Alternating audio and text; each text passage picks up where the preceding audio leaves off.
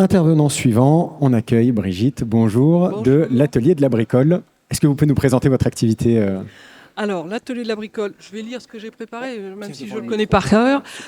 Donc, c'est un atelier de réparation collaboratif et gratuit. On insiste sur le mot gratuit, c'est-à-dire qu'on fait avec. On ne fait pas à la place des gens. Les gens déposent pas leurs objets, ils viennent et dans la mesure du possible, avec leurs compétences, on leur apprend comment, ou on leur donne la confiance en eux pour le faire aussi. Donc les appareils doivent être légers, portés dans les bras. On ne va pas réparer une machine à laver ou des choses comme ça. Donc là, on a déjà 2 bénévoles en électronique qui vont réparer des petits objets. Là, tout de suite, il y en a un qui répare une imprimante. Quelquefois, c'est des cafetières. Quelquefois, on a vu aussi des jouets, une petite voiture électrique, des choses comme ça. Et dans la mesure du possible, ils expliquent aux gens. Enfin, ils font un diagnostic d'abord. Ils font un diagnostic, ils disent ce qu'ils peuvent faire, si c'est réparable ou pas. Et si les gens peuvent déjà aider à démonter ou comprendre ce qui se passe dans leur appareil, ils vont participer et ils vont apprendre aussi. Le bénévole va partager son savoir-faire. Mais du coup, au début, ça fait 2 ans que ça existe. Okay. Et au début, on avait à peu près 9 objets sur 10 qui étaient réparés. Donc on était assez contents, assez fiers. Alors, il y a 3 intérêts. Un intérêt environnemental, comme on disait tout à l'heure, parce que les objets électroniques, on sait quand on ne les répare pas où ça va, à l'autre bout de la planète, dans des pays pauvres. Les vêtements qui sont usés ou démodés, parce qu'on nous incite aussi à changer de vêtements toutes les saisons. Ça part aussi à l'étranger, ça pollue les plages, les animaux, etc. Donc c'est catastrophique pour tout le monde. Et on est sur la même planète. Tout à fait. Voilà. Le même bateau, si à l'autre bout ça coince, chez nous, ça va finir aussi par coincer. Et puis moralement, c'est quand même pas top de se dire qu'on va polluer les autres. Bien sûr, et puis est-ce qu'on a vraiment besoin de tout changer sans arrêt? Donc ça permet de quand même remettre un peu l'église au milieu du village, de se dire si c'est réparable, enfin la statistique que vous donnez, 9 objets sur 10 réparés, c'est quand même assez flagrant. Voilà. Alors en plus, ça a un intérêt économique. Parce que du coup, on ne rachète pas le micro-ondes, le machin, le truc. Les vêtements, si on en est lassé, on peut les transformer, comme font certains des créateurs ici, et on les personnalise, on change quelque chose. Si c'est un petit bouton à changer, les gens ne savent plus. Donc ça, on peut leur montrer comment on fait. J'ai déjà montré à des gens, un monsieur qui avait besoin de changer des boutons, il était tout content. On a une boîte à boutons. Il choisissait ses boutons, il a appris à poser des boutons. Alors, son objet était réparé et en plus, il était tout fier d'avoir réussi quelque chose qu'il n'avait jamais fait, qu'on lui avait jamais appris. Bien sûr. Et puis finalement, une fois qu'on a appris, c'est pas si compliqué que ça. Voilà. À reproduire, à refaire. Tout ce qu'on fait, enfin en couture, tout ce qu'on fait, c'est reproductible très très facilement. C'est des gestes que nos mères, nos grands-mères faisaient et on ne fait pas de la grande couture, quoi. Voilà. Bien sûr. Justement, moi je trouve que c'est une excellente réponse. On sort de décennies du tout jetable, de l'espèce d'idéal que les choses sont jetables, qu'on rachète, on rachètera neuf, on reprend les vêtements, etc. C'est une superbe réponse à ça. Est-ce que le fait d'avoir monté cette initiative il y a 2 ans, c'était vraiment par conviction? C'était cette conviction-là du redonner vie Alors, c'était pas moi qui ai monté cette idée-là, c'était une stagiaire d'un centre social qui avait eu cette idée. Okay. Mais c'était effectivement une très bonne idée, parce que c'est aussi l'idée de penser que le bonheur tient au fait de consommer, de changer, d'avoir de la nouvelle vaisselle, absolument, d'avoir une nouvelle voiture, un nouveau ci, alors que, voilà. On en revient enfin de cette idée-là, enfin. Ouais. Voilà, être au lieu d'avoir, parce que ça va. C'est vrai. Et moi, je me pose la question du coup, n'importe qui peut devenir bénévole du moment qu'il a cette capacité à pouvoir soit réparer, soit recoudre, etc. Tout le monde peut adhérer à votre structure pour pouvoir donner un peu de temps. Et...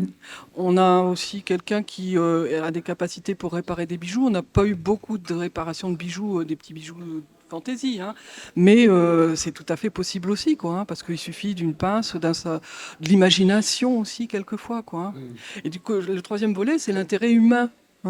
C'est effectivement d'acquérir des compétences et puis de créer des liens, et de reprendre confiance en soi, parce que la confiance en soi, elle est quand même laminée par beaucoup de choses, et J'avais envie de prendre l'idée de la couture, parce que c'est souvent un petit peu rigolo de parler de la couture, quoi. Hein. On se dit, bon, bah, c'est banal. En fait, ça exige beaucoup, beaucoup de compétences qui sont utilisées dans la vie courante. C'est-à-dire qu'on observe, qu'est-ce qu'il y a à réparer, qu'est-ce qu'il y a à faire. On fait un plan dans sa tête ou sur le papier de ce qu'on va faire, les étapes. Donc on s'organise dans l'espace, dans le temps, par quoi je vais commencer, comment je vais m'y prendre. Et tout ça, c'est des compétences. Alors en même temps, c'est aussi, si le projet, ça avance pas comme vous voulez, on va s'adapter, on va modifier les choses. Donc ça nécessite de la souplesse et de l'imagination, de la création. Tout ça, c'est des compétences dont on a besoin dans la vie courante, dans notre vie familiale, dans notre vie professionnelle. Il y a tout ça. Et je trouvais, moi j'ai une formation de conseillère en économie familiale et une autre formation, mais le travail des conseillères en économie familiale, c'était à travers la couture et la cuisine, développer ces compétences-là.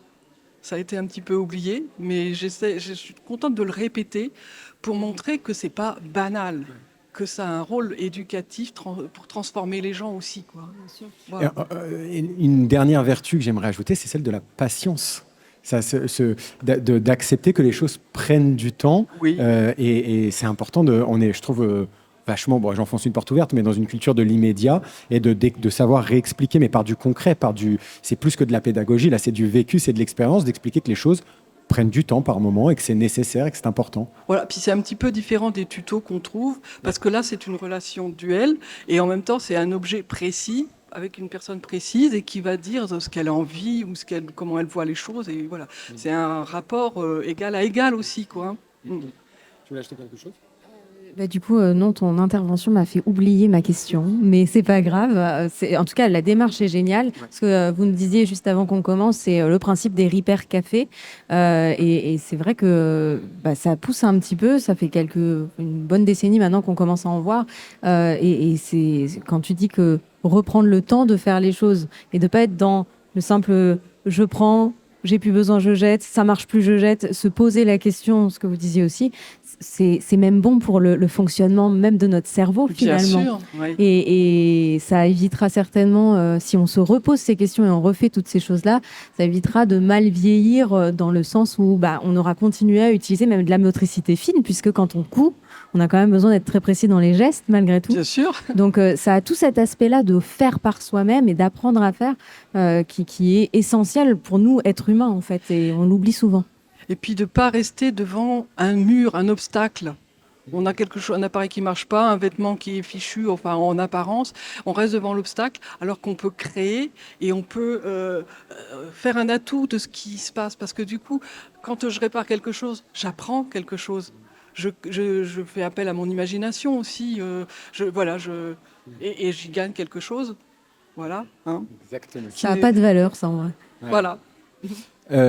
Donc là, effectivement, aujourd'hui, vous avez l'atelier ici lors d'un stand. Est-ce qu'en dehors, on peut vous retrouver ? Vous avez un lieu physique, j'imagine ? Alors, on n'a pas un lieu... Enfin, on a 2 lieux. C'est-à-dire qu'on se réunit une fois par mois. D'accord. Un samedi, ça tombait le dernier samedi comme aujourd'hui, et de préférence dans les quartiers périphériques où il y a un peu plus de difficultés financières, mais aussi sociales, etc. Et que c'est bien de créer du lien.